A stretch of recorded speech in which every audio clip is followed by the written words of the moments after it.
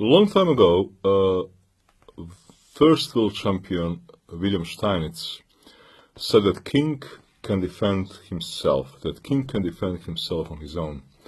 And in the scale of attackers and defenders, Steinitz always insisted that the king should be counted as one. Now the question is, can king really defend himself on his own? And in this chapter of my DVD for Chess Base, this Middlegame's DVD, in this chapter we will talk about king defending himself on its own. Most of the games will stem from French. There is also one game which has come from Queen's Gambit Accepted. And I will start with one basic position which is actually very popular in French. So let's see how it goes. It is Winawer, French. Nowadays, of course, here the main move is knight e7 for black. This is the main move theory. But very popular and played a lot in the top games is also a move queen a5 with the idea after bishop d2, queen a4, queen g4, to play move king f8 and to say, okay, king is defending on his own. At the first sight, if you look at the position, it looks very stupid because you may say, well, but how can a king defend on his own? Because white has the two bishops, white has more space, white has all these kind of things, and black thinks somehow that this king can just calmly defend on his own. Well, actually, for a white, it is not so easy to take advantage of his space on a king side. Though I personally will always play this position with white. But there are a lot of advocates who love to play it with black. White has two possibilities. One is to move queen back and to admit, okay, I lost the two tempies in my queen, but how about your king? You're never gonna castle. Second option is to play moves like h4 or moves like knight f3, saying, well, if you want to, feel free. Take my pawn. And if you take this pawn is not so important. It is important, but not that much because it costs you time and open diagonals favor bishops. In the first game in this chapter, which we will see, is white taking an attitude like, I have caused you to lose your right to castle. I don't mind going with my queen back to d1 and losing those two moves because you cannot castle. It is a legendary game. It is played in Olympiad in 1970. Well, white was Robert James Fischer, and black was William Hook, less known player, but the person actually who played this particular line a lot in his life.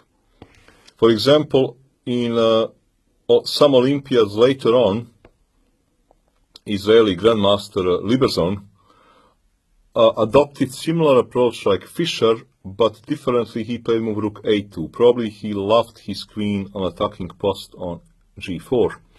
And in this game, actually, black strategy worked very well. I will just show you this few, how did it go, because actually black played this game very well. Knight c6, knight f3. What to trade, what to keep? Well, in French, if black can trade light square bishops, obviously he is doing very well. And this is exactly what the black is doing. So b6, bishop d3, bishop a6, castles, takes. Domination on the light squares would be good, because then this bishop might become a useless piece. c4, good move. Takes, tempo, rook a1, knight a5, further control of the light squares. Queen f4, threatening knight g5, h6, bishop c1. He wants a4 and bishop a3. No way. Queen a4, h4, knight e7, h5, rook c8, bishop d2, and now comes a good move. Queen c2, because bishop can no longer come to a3. Black took control of all the light squares. White has a weak pawn structure. Black king can later easily castle, in a way, castle. And here simply black is better. Typical example of how black's strategy can work well in this line.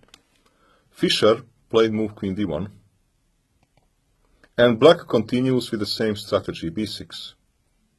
He wants to trade his bishops off. And here white does a plan which is very useful to remember, at least I would advise you to remember. Because if white plays a move like knight f3, which look logical, just to mention, white is not sacrificing, anything, white is not sacrificing anything because this king is on a stupid square, so you can never take anything. There is a check.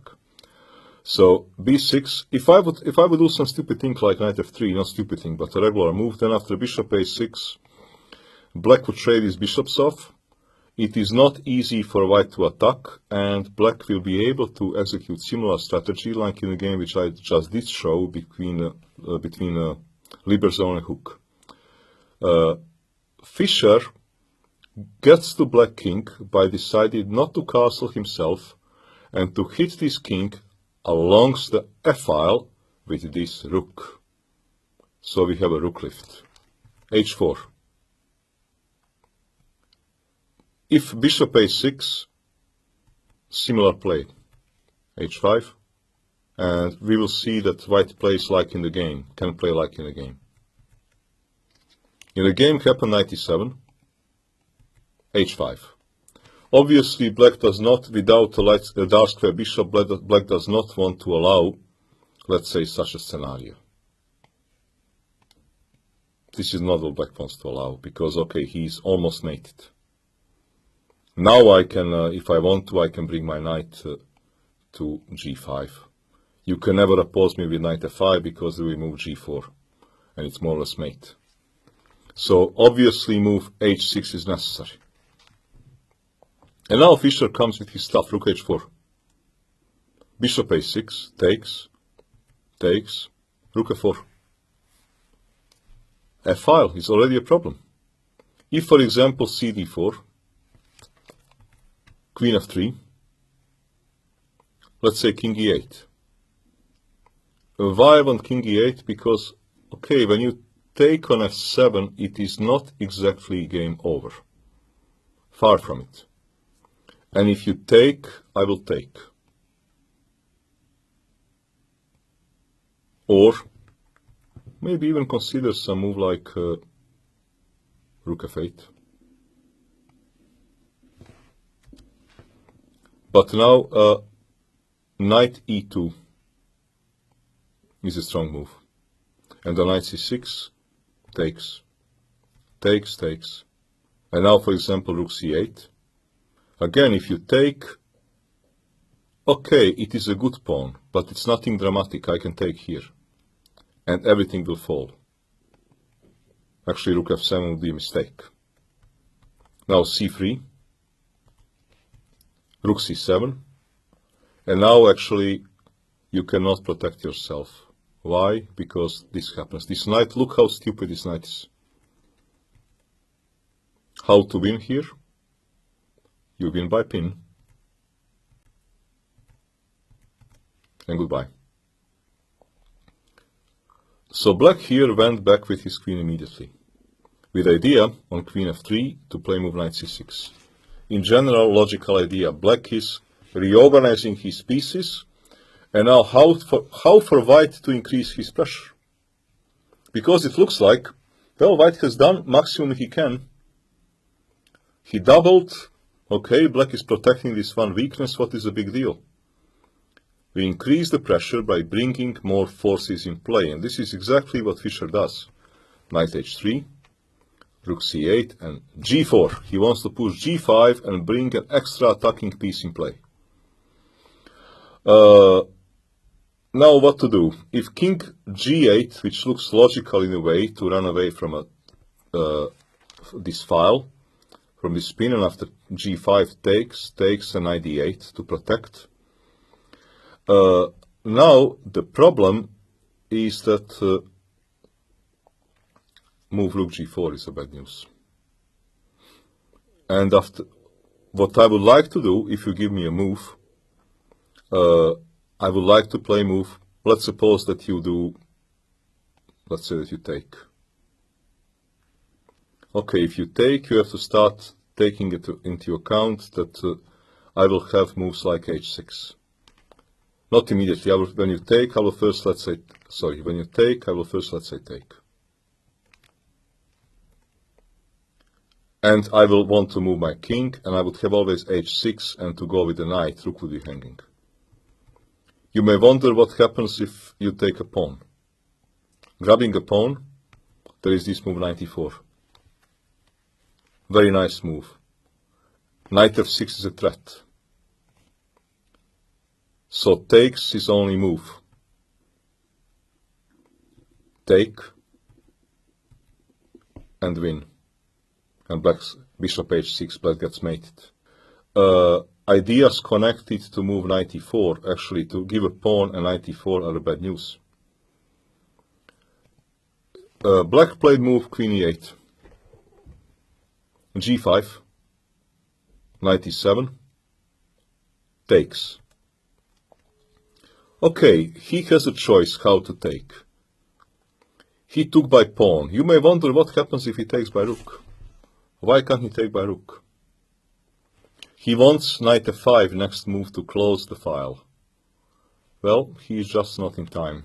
Rook f6. Rook h8. Takes. And now it's over, obviously. With mating attack. Because you have to take, probably. Takes. This is simply very bad news. Due to various reasons. I can take by queen. I can also play h6. Actually, knight f4 is also not a bad move. Threatening knight g6. There are many different moves here which are very good. So, okay, in the game what happened was gh6, gh6. Rook enters. Knight f5, trying to hold the stuff together. Knight g8 does not help because after castle you cannot take rook, and I do have, let's say, threats to improve my position by rook g1 and rook takes. So rook f6, knight f5, knight f4, threatening knight g6 or knight e6. King goes, check, only move. Now it's already over. Knight e3. Takes, rook c7, dc5, knight c5, check. Now king is too open. You cannot unfortunately run king c8 because mate in 1 on a8. Only move. And now comes elegant finish. How to finish this game off. Everything is there, but how to finish it off? I would help. It is 1, 2, 3. Mate in 3. How does a Fischer give a mate in 3 here? 1. Mate in 2. And his opponent resigned. Mate on f6 is next. I love this game of Fischer because of this plan. Very original plan to double and then just to bring more pieces in play, and black could not keep king's side here intact due to various reasons, and it's definitely a game ahead of his time. But okay, this was 1970, only 2 years later Fischer became a world champion. So this is the game that we opened this subject with, and also now we are going to explore as to what happens if white does not want to defend this pawn. This is also kind of a subject which we are now going to explore in our next game.